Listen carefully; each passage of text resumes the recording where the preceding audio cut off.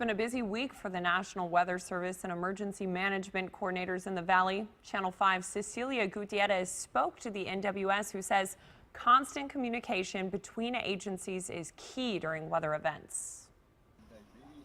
For the past couple of days, Jose Alvarado has prayed for no rain. When Alvarado heard about flooding being a factor in the forecast, the memories of what he went through just a little over 2 months ago came rushing back. He took us in a boat to St. Houston. He says him and his neighbors started to prepare right away. He lived in his house about 3 feet. Residents weren't the only ones preparing. The National Weather Service and emergency management officials were too.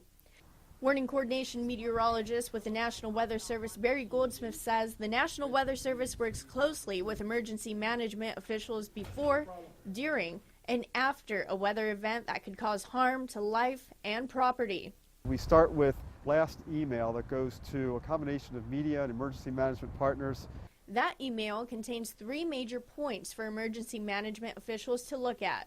Story about what might happen and a little bit of why, and then the expected event, which is a combination of most likely scenarios and reasonable worst case, things like flooding rain, strong winds, thunder and lightning, hail, what have you. And then the last part is suggested actions and potential impacts.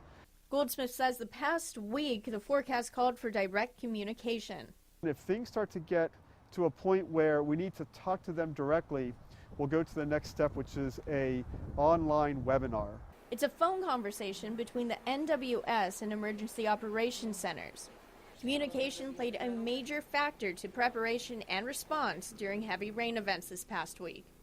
So in this case, they ramped up to different levels. They went from level 3, which is enhanced readiness, to level 2, which is activity but not full-on 24/7 activity. And they went to level 1, which is 24/7, everybody in the room. And when that happens, that triggers us. Goldsmith says this is the first time the National Weather Service has had to deploy a team out to an EOC. We brought myself out there and our information technology officer to set up the equipment. He says certain cities still experience flooding on different days of the week, including cities like Mission, Harlingen, Roma, and Edinburgh, who saw urban and small stream flooding because of the rain.